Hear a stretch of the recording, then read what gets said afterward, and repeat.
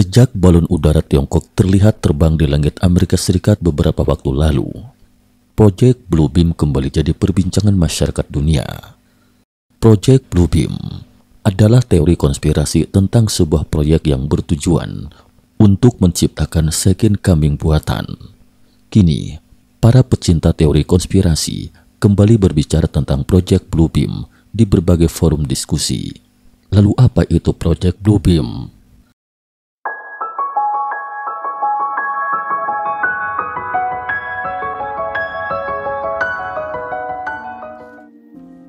Salam sehat sejahtera, jumpa lagi di channel Mata Ketiga. Hari ini kita akan mengangkat topik tentang proyek Bluebeam. Berikut ini adalah pengertian proyek Bluebeam yang sedang ramai diperbincangkan belakangan ini. Proyek Bluebeam adalah sesuatu yang terungkap pada awal tahun 1994. Jika di masa lalu, mungkin ada yang akan mencemoohnya dan menganggapnya tidak masuk akal. Namun di tahun 2022 lalu, apa yang terjadi mungkin akan membuat sebagian orang untuk mengkaji ulang banyak detail di dalamnya yang mengerikan. Bluebeam merupakan teori konspirasi tentang tatanan dunia baru yang sudah ada sejak tahun 1994. Patut dicatat bahwa di masa pandemik akibat penyebaran virus corona, teori Bluebeam kembali mengemuka seperti skenario yang digambarkan oleh Sergei Monas.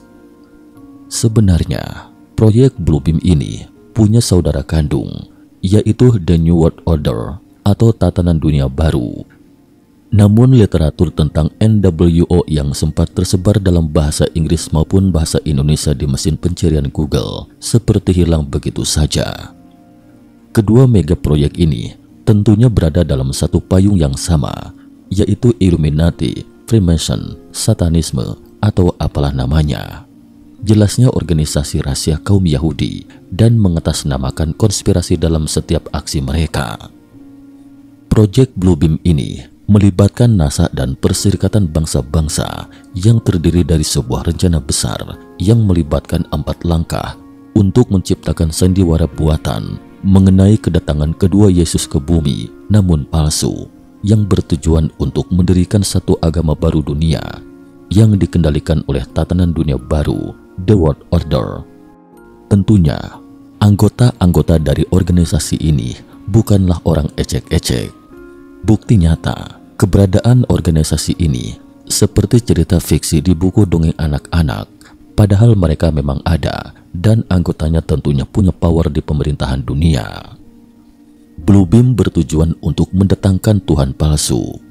Beberapa agama mengatakan jika nanti pada suatu masa akan turun Sang Ratu Adil untuk membuat dunia menjadi lebih baik. Di agama Kristen, agenda ini dikenal sebagai Second Coming, dan di Islam, hal dimaksud adalah turunnya Al-Mahdi. Sehubungan dengan ini, Bluebeam diciptakan untuk mendatangkan Sang Mesias tersebut. Tapi tentu bukan sosok yang asli, melainkan Mesias palsu. Dalam hal ini, Bluebeam merupakan teknologi mutakhir yang sudah dirancang dan dipersiapkan sedemikian rupa selama waktu yang tentunya tidak sebentar. Seorang analis teori konspirasi terkenal sekaligus jurnalis bernama Sergei Monas mengatakan bahwa Bluebeam sendiri merupakan sebuah teknologi canggih yang dapat menampilkan sebuah objek dengan skala besar.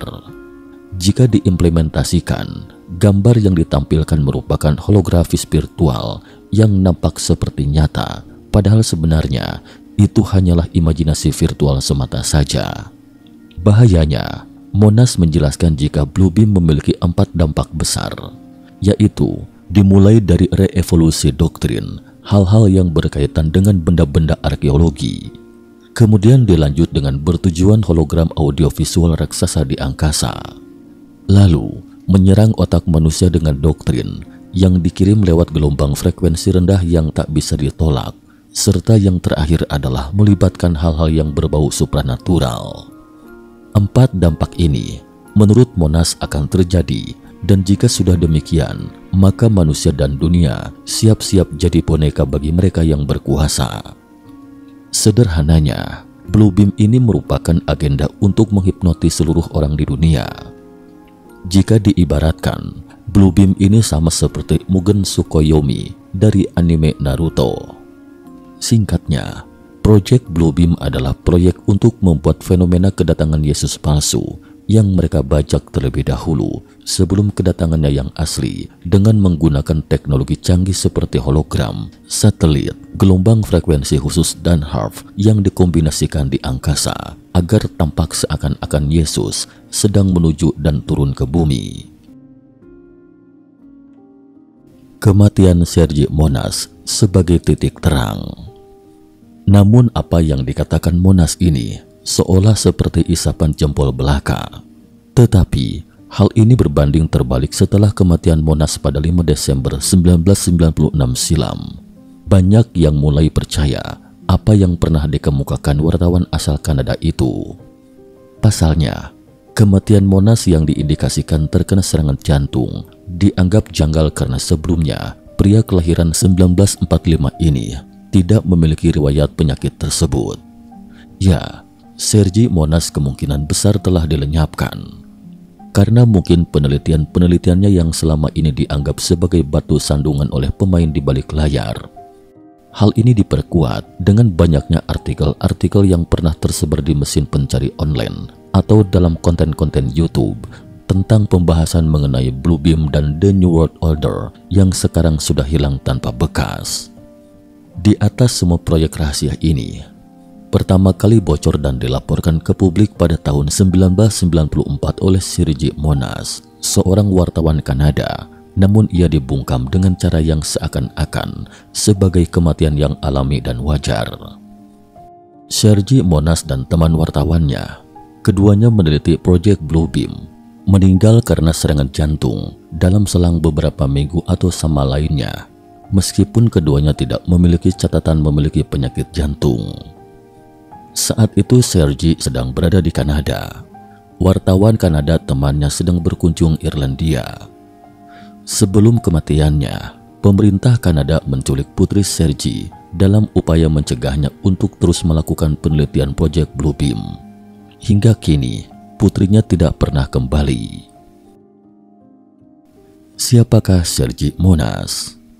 Sergei Monas lahir 5 Desember 1945 hingga 1996, adalah seorang jurnalis investigatif, penyair, penulis esai, dan peneliti teori konspirasi.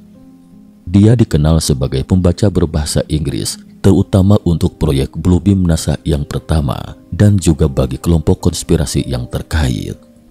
Karya-karyanya mengenai teori konspirasi masonik dan tatanan dunia baru juga populer oleh para ahli teori konspirasi dan penggemar konspirasi yang menggunakan bahasa Prancis.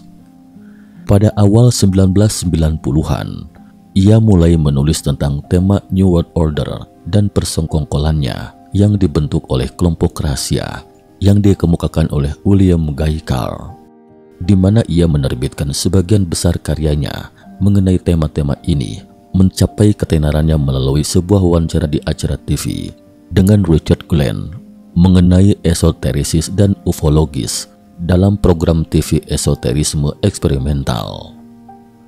Dalam acara itu, dia berulang kali memperingatkan khalayak dunia tentang bahaya world government atau pemerintah dunia yang mengatur masyarakat di seluruh dunia.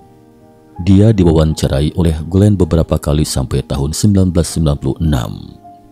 Pada tahun 1994, dia membocorkan proyek sangat rahasia bernama Project Bluebeam, di mana dia merinci klaimnya bahwa NASA dengan bantuan Perserikatan Bangsa-Bangsa berusaha menerapkan agama di era baru dengan kelompok antikristus sebagai pelopornya dan memulai sebuah New Order atau Orde Baru melalui kedatangan kedua Kristus yang disimulasikan melalui teknologi.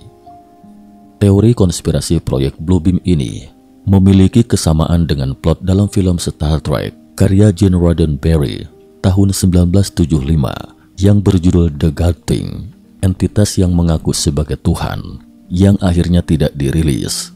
Kemudian hak itu dibeli oleh Paramount Pictures dan diganti naskahnya, namun tetap tak dirilis. Plot film ini adalah lanjutan ketika awak pesawat antariksa USS Enterprise setelah kejadian The Original Series Ketika sebuah entitas asing menyatakan dirinya sebagai Tuhan dan mulai melakukan perjalanan ke bumi, Admiral James T. Kirk kembali mengumpulkan kru untuk mengirimkan entitas yang mengaku Tuhan itu kembali ke dimensinya. Tujuan dari Bluebeam Project untuk membuat masyarakat ketakutan sehingga mereka membutuhkan sosok penolong. Disinilah sang Masiah palsu akan turun dan akan berpura-pura menjadi penyelamat mereka. Sosok itu adalah palsu, hasil ciptaan mereka dengan teknologi holografik alias hologram dan dapat terlihat di langit. Dajjal akan menyuruh manusia untuk bersatu menjadi satu pemerintahan. Dajjal akan mengaku sebagai Mesias dan memproklamirkan diri sebagai Tuhan, menyuruh manusia untuk menyembahnya.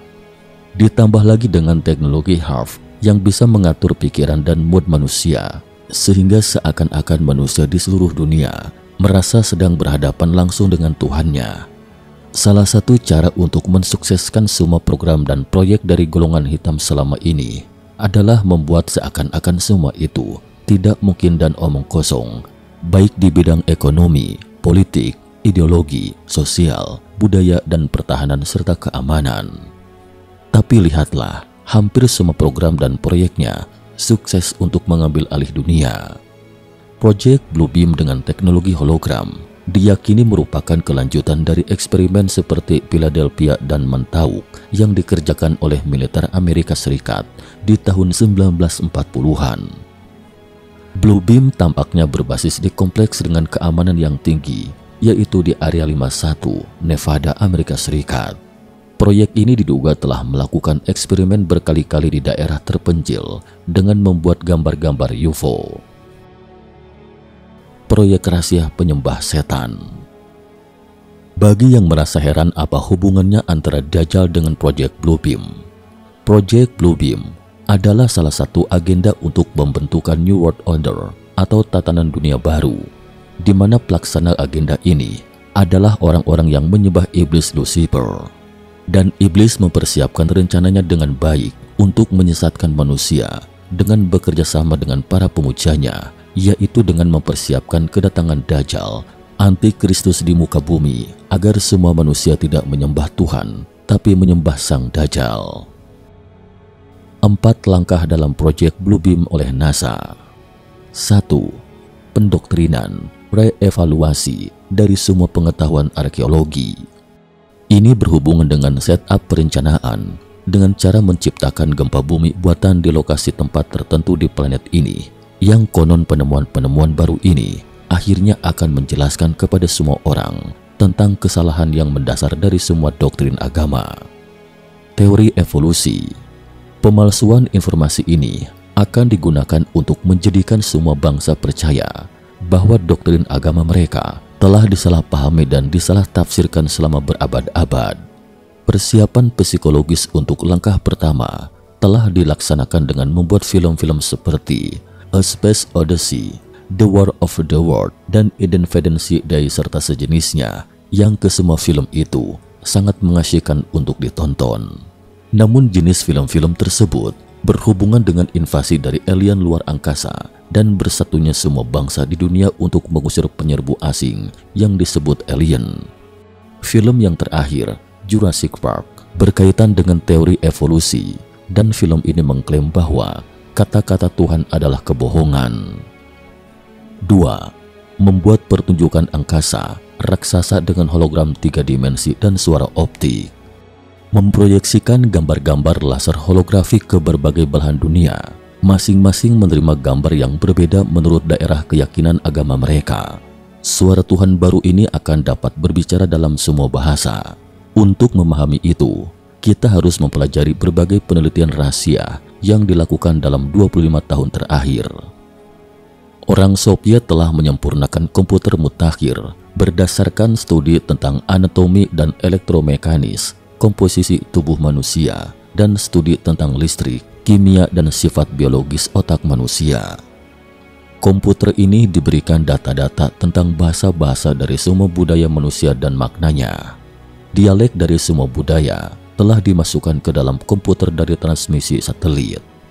Selain itu, tampaknya agen tatanan dunia baru di Soviet telah mengembangkan metode bunuh diri untuk diterapkan pada masyarakat dengan cara mengalokasikan gelombang elektronik untuk setiap orang dan setiap masyarakat dan budaya untuk merangsang pikiran untuk bunuh diri jika orang-orang itu tidak mau mematuhi perintah-perintah dari tatanan dunia baru. 3. Membuat komunikasi dua arah telepati elektronik. Gelombang extremely low frequency, very low frequency, dan low frequency akan mencapai orang-orang di bumi melalui bagian dalam otak mereka, membuat setiap orang percaya bahwa Tuhan sendiri yang berbicara kepadanya dari dalam jiwanya sendiri. 4. Melibatkan manifestasi supranatural universal menggunakan sarana elektronik. Gelombang frekuensi yang digunakan pada waktu itu akan memungkinkan kekuatan gaib untuk mengalir melalui kabel serat optik, kabel koaksial, listrik dan saluran telepon untuk menembus semua peralatan elektronik dan peralatan yang pada saat itu memiliki microchip khusus yang telah diinstal. Tujuan dari langkah ini berkaitan dengan perwujudan dari setan, hantu dan jin di seluruh dunia dalam rangka untuk membuat seluruh populasi ke tepi gelombang bunuh diri dan mengalami gangguan psikologis permanen.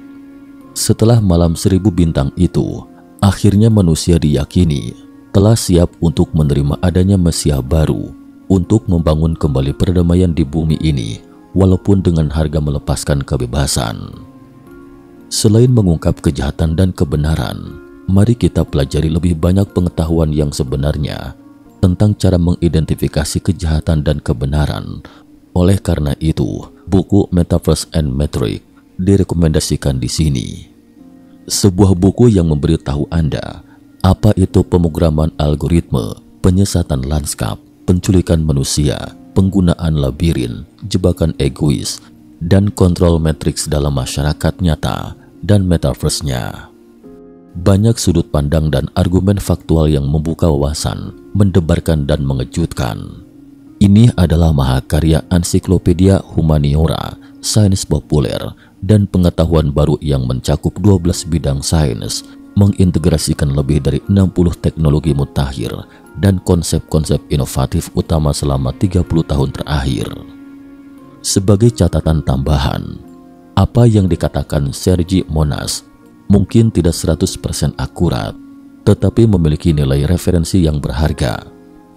Arahan umum dari apa yang dia katakan itu memang ke sana arahnya. Bagaimana pandangan teman-teman? Apa sependapat dengan pengungkapan Sergi Monas di atas? Sekian dan terima kasih atas perhatiannya.